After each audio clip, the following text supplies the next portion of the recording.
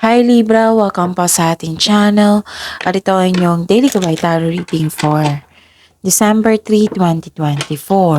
Please bear in mind that kung naka-resonate kayo, comment down. Kung hindi kayo naka-resonate, ibigay niyo po sa iba kasi general reading po ito. This is for you Libra ngayong December 3, 2024.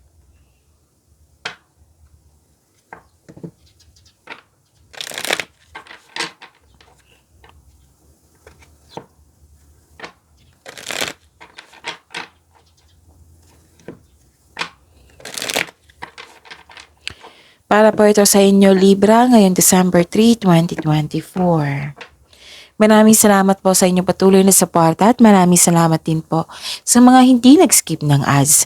Gamitin ang reading na ito bilang gabay lamang sa mga hindi pa nag-subscribe, subscribe na po kayo at click bell notification para malaman nyo na may bago tayong video.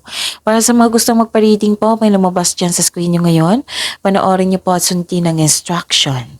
Calling the attention sa mga suki ko dito na Libra, open na po yung Monthly Gabay Tarot reading for December 2024.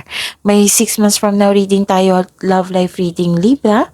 So message me for schedule. Maraming salamat po.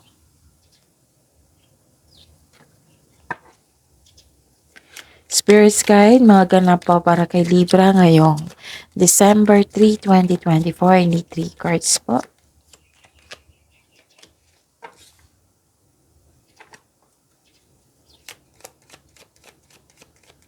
Libra.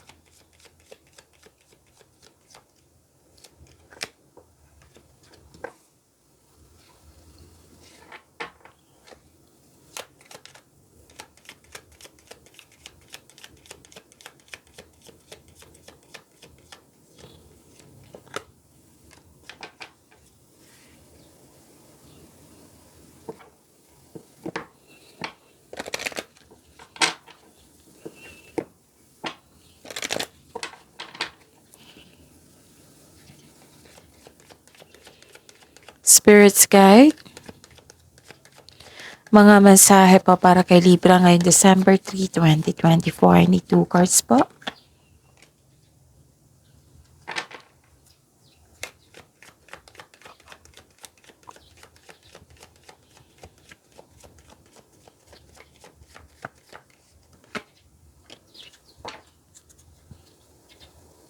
Okay. Libra, ngayon December 3, 2024. May nakita ko dito may kausap kayo. Oo na, pwedeng favorite person mo ito, elders, parents, wisers, na nagbigay ng suporta sa iyo tapos nagbigay ito ng wisdom message sa iyo. May solusyon na sa inyong problema, nakikita ko dito, may sagot na sa inyong mga katanungan. Nakikita ko rin dito yung binigyan mo ng aksyon, yung matagal mo ng plano, desisyon, ideas. Pwedeng movement to eh. Binigyan mo ng aksyon. Tapos, pwede din nagkaroon ng new journey, adventure, or paglilipat. Oo, pwedeng bakasyon to. Libra. Okay? So, fiery climax approaches. And take time to breathe out. Spirits Guide, ano po yung energy ni Libra ngayong December 3, 2024?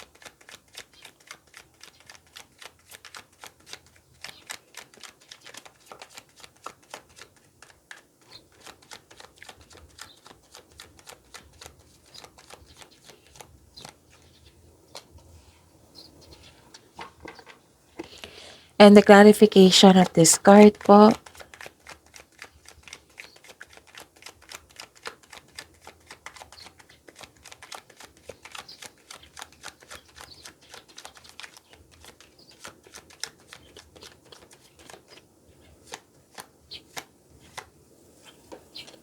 Okay. Sa mga may oras dyan, kung gusto nyo po, panoorin nyo po yung last 4 days Gabay Tarot reading, yung sunod-sunod na date po. Like for example, napanood nyo ito ngayong December 3, 2024. Panoorin nyo po yung December 2, 1, November 30, 29. May last for, yung may 4 days straight tayo or 5 days straight tayo na reading na for December 2024. Panoorin niyo po, last week po iyon. So, kung may narinig kayo or may nakita kayong repeating message, meaning to say, may pinupush na card sa inyo. Kasi ang ilan sa inyo, hindi pa binigyan ng atensyon. Na kung maaari din po, bigyan nyo po ng solusyon at aksyon. Remember, Libra, at the end of the day, alam mo na ikaw lang taong may kakayahan at responsable na gumawa ng sarili mong katotohanan at kinabukasan. So, ano yung energy mo, Libra? Okay, kailangan ko uminom ng tubig. Saglit lang po.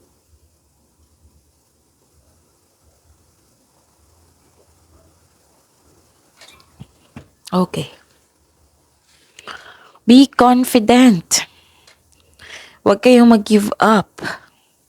Kasi nakita ko dito na na-disappoint kayo, and please, huwag kayong mag-attract ng negativity kasi nakakasama yan sa inyo. Okay? Gawin mo ngayon, be confident, huwag kayong mag-give up. Tapusin mo yung mga ginagawa mo dyan. Magtiwala po sa inyong sarili. Ang sabi ng card dito, inspiration is on the way. Kaya huwag mag-give up. Your body and soul will heal, but that healing will take time. Magkakaroon din ng healing. Take time to breathe out. Yan yung sabi ng card nyo, oh. So, ang advice po dito, dreams do come true. Pwedeng nawalan kayo ng pag-asa dito, na nawalan ng gana. Lalo na yung may nakita kong pessimism dito, huwag kayong mag-attract ng negativity. Again, nakakasama yan sa inyo. Positive affirmation ay kailangan. I am loved, I am healthy, I am blessed, I am safe, and so on. Yung nakakabuti sa iyo. So, heal yourself and feeling hopeful for the future. Huwag mawala ng pag-asa. All your dreams are coming true. Okay? Yun. Ano pa?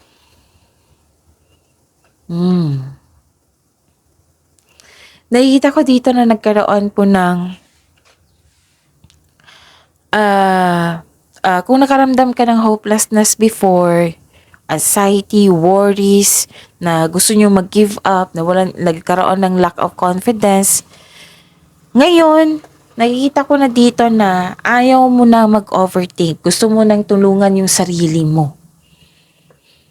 So, kinakaya mo ang sitwasyon. Ayaw mo nang mag-overthink. Kasi alam natin na ang overthinking is nakakasama yan sa atin. Diba? Sabi ko sa inyo parate na madadrain yung energy nyo yan.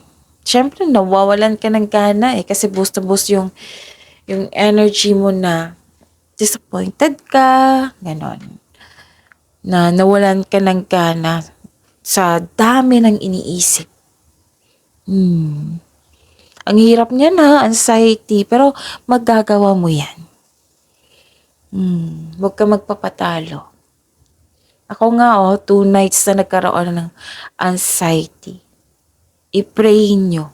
Tapos, ako, sabi ko sa sarili ko, hindi ako magpapaloko sa sarili. So, iniisip ko, kailangan ko mag-move forward. Hindi kailangan na mapanghinaan ako ng loob ngayon. Kasi may trabaho, di ba? Yung isipin nyo yung makapag-cheer up sa'yo. Yung trabaho ko, magbibigay yan magiging inspired ako niyan. Basta full of positivity. Kahit alam kong mahirap yan kasi nag-alala. Isuko nyo siya kay God. Magtiwala po sa inyo sarili. Makinig sa inyong intuition. And have faith sa universe. At least nakikita ko dito na may improvement kasi tinutulungan mo yung sarili mo na hindi na mag-overthink. Kasi alam mo na overthinking or overanalyzing nakakasama yan sa inyo. So, kinakaya yung sitwasyon. And take time to breathe out. Kailangan yan. Baka naubusan din kayo ng energy kasi, yun nga, pagod. Nakakapagod ha. Worries, anxieties, yung mawalan ka ng gana, nakakapagod yan. Madadrain yung energy niyan, lalo na sa kakaisip. Kaya in-encourage kayo ng cards nyo na to move forward. Huwag kayong tumigil. Tulungan nyo po yung sarili nyo. Kung nakaramdam ka ng worries, isuko nyo kay God. Yun. Take time to breathe out. Spirits guide, career and money po ni Libra ngayong December 3, 2024.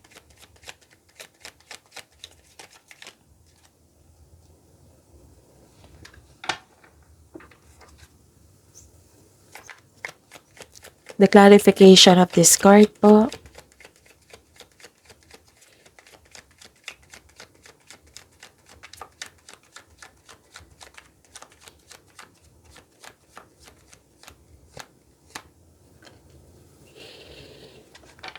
Okay.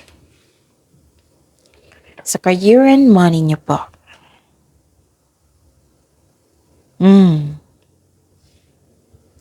Nakikita ko dito na nagkaroon po ng concern sa isang tao na hindi marunong magbigay ng halaga.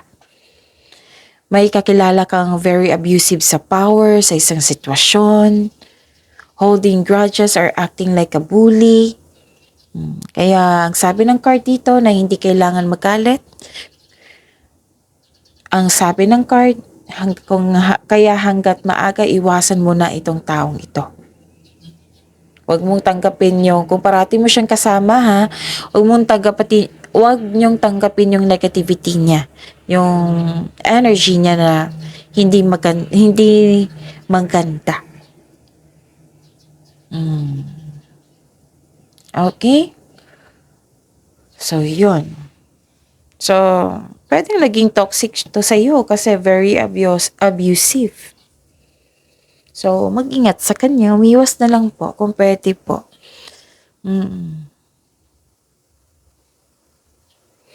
Okay? Ano pa?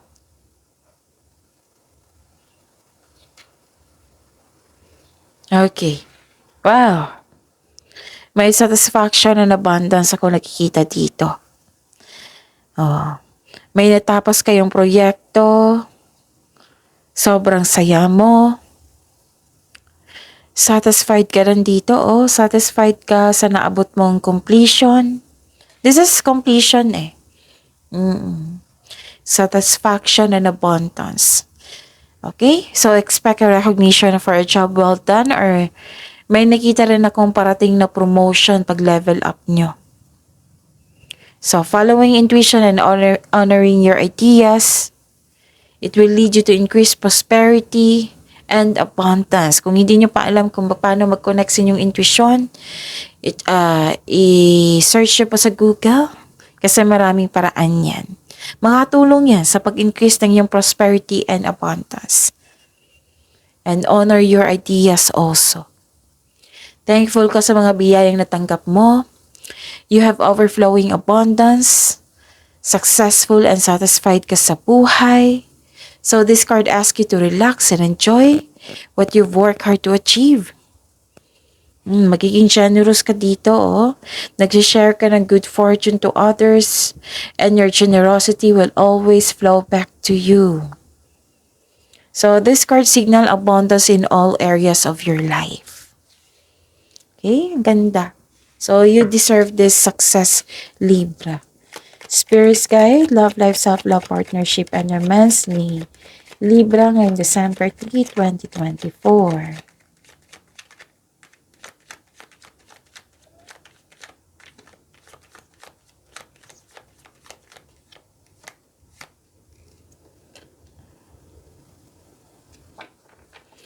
And the clarification of this card po.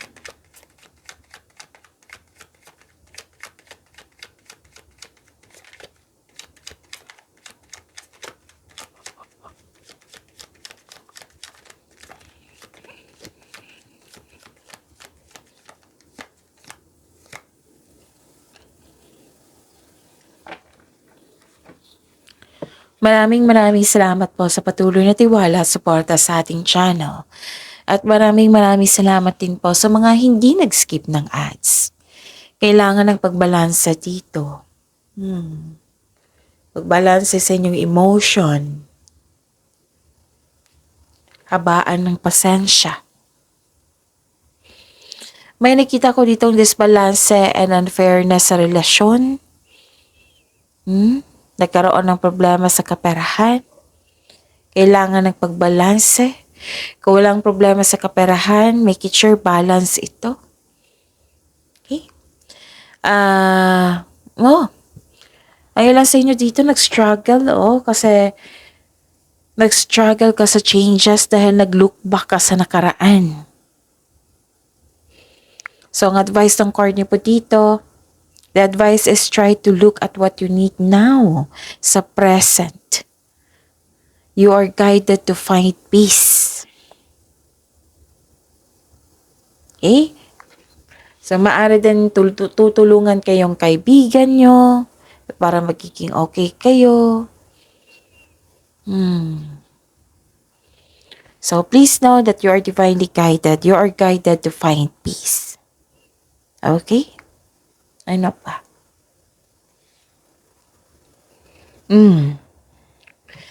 May nangyari. Na may sekreto po daw na hindi nyo pa alam. Kailangan nyo makinig sa inyong intuition po. Kasi nakita ko dito na pwedeng alam nyo to, pero in-ignore nyo. It might be in-ignore nyo kasi marami kayong gawain. Pero wag nyo i-ignore kasi may ganap po na deception mapanlin lang.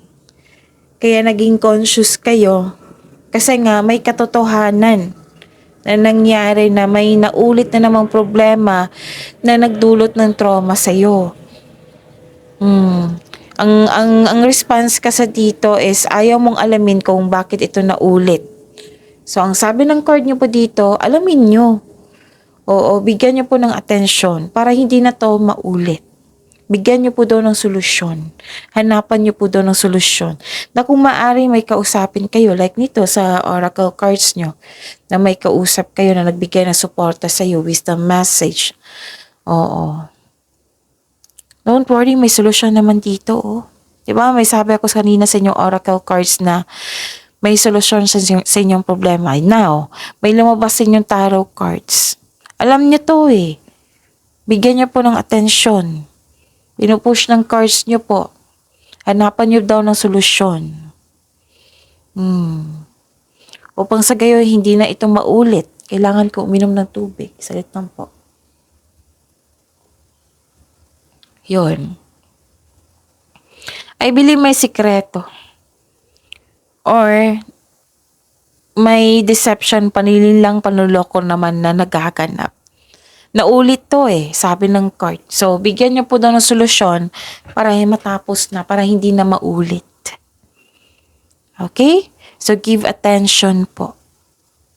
Kasi nakita ko dito na iniwasan niyo. Kaya ito naulit kasi siguro iniwasan niyo rin yun before. So, now, kung pwede po, nabigyan niyo po ng solusyon. Actually, may sekreto May sekreto na kailangan yung bigyan ng atensyon. May nanloko, may panloloko. Basta nagtatagong anyo to. Okay? Kung hindi nyo alam kung sino yan, itanong nyo po sa inyong sitwasyon. Actually, nakita ko talaga dito yung busy kayo sa trabaho nyo. So, give time for yourself kung pwede. Kailangan ng pagbalanse dito. Dito pa lang, sa cards nyo, kailangan nyo ng pagbalanse. Okay? Yun. Ano pa? Conflict of interest. But, ang sabi ng card dito, please know that you are divinely guided. Okay? Basta, Tulungan niyo po yung sarili niyo. Move forward kayo with good intention, with clear intention. Okay? Pagyamanin niyo po yung blessings sa binigay sa inyo, Libra. See you tomorrow. Please like, subscribe, and click po button for notification para updated po kayo sa daily tarot reading natin. Maraming salamat po.